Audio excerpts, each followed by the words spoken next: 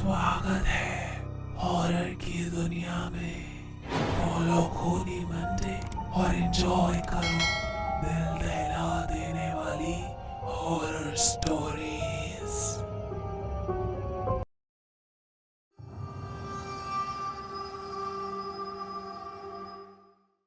Girls hostel.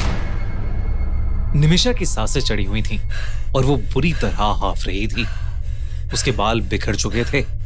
वो शीशे के सामने खड़ी खुद को देखकर अपने बाल वापस बांधने की कोशिश कर रही थी, पर घबराहट के मारे वो कुछ नहीं कर पा रही थी।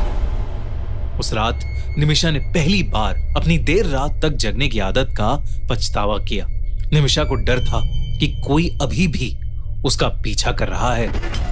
इस बात की शुरुआत तब हुई जब मनीषा और निमिषा दोनों क्लास 8 में एक बोर्डिंग स्कूल में पढ़ते थे और हॉस्टल में रहते थे।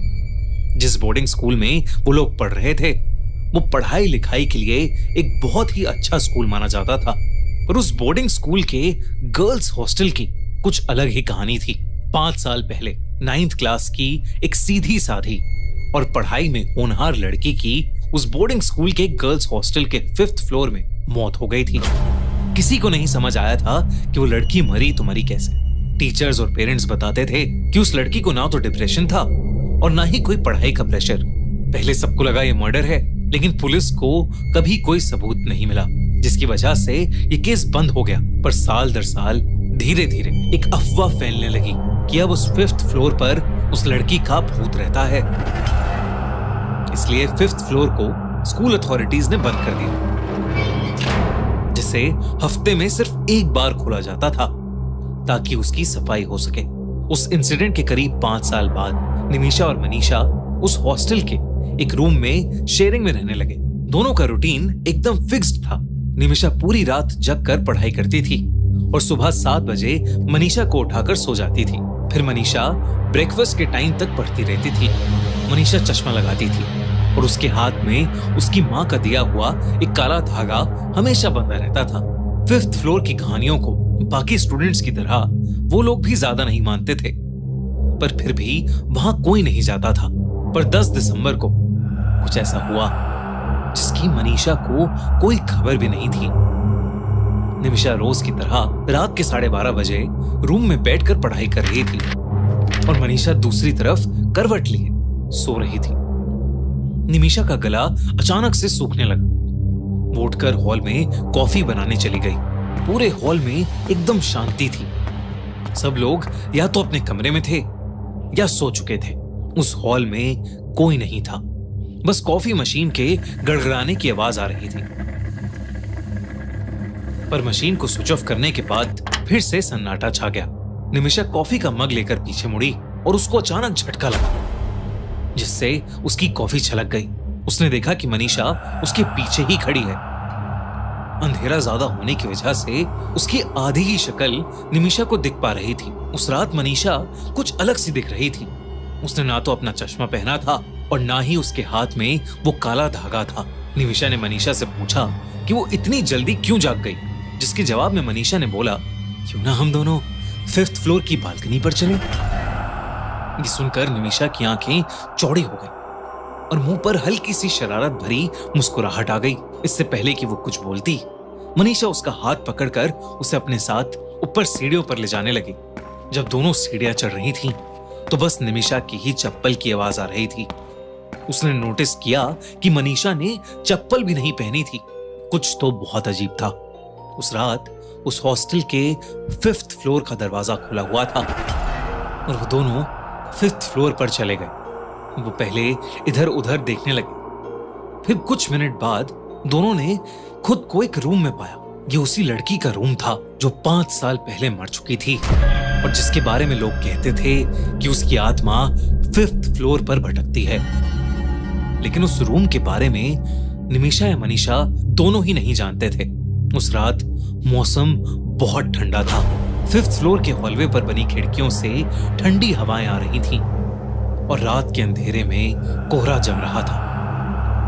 उसी बीच निमिषा की नजरें दीवार पर पड़ी, जिस पर किसी ने अपने नाखून से बड़ा बड़ा 10th दिसंबर लिखा हुआ था।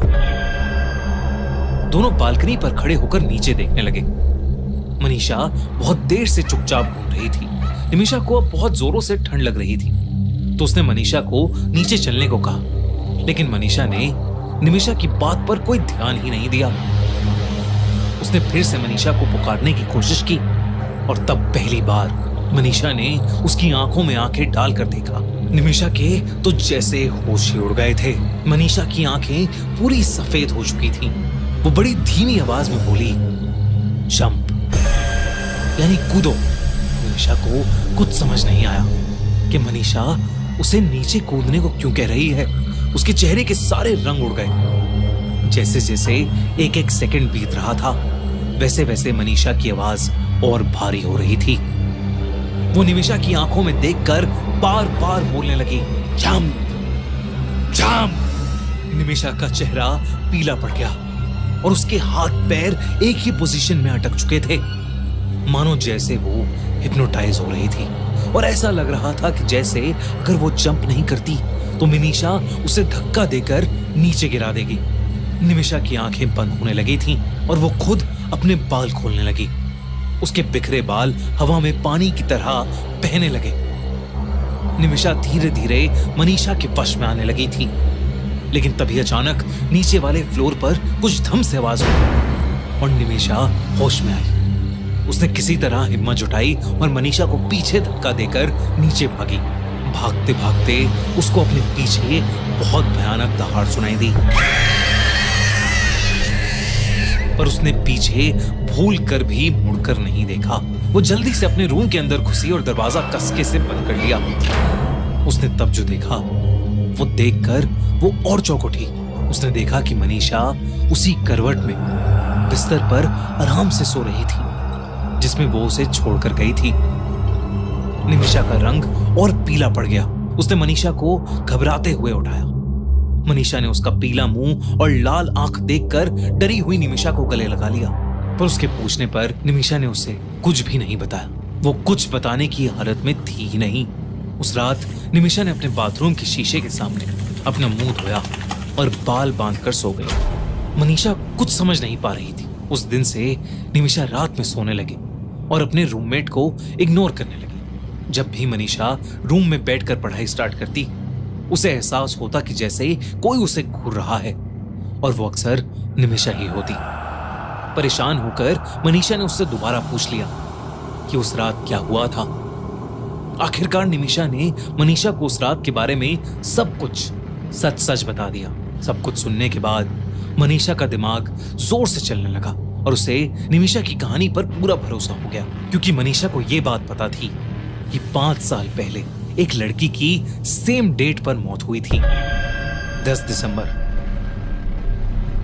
मतलब जो भी किस्से, कहानी और अफवाह मनीषा और निमिषा सुनते आ रहे थे वो सब सच थी। वाकई में 5th फ्लोर पर उस लड़की का भूत था। उन दोनों ने उस दिन के बाद से 5th फ्लोर के बारे में बात करना ही छोड़ दिया, लेकिन वो आज तक उस दिल दहला देने वाले किस्से को नहीं भूल पाए हैं।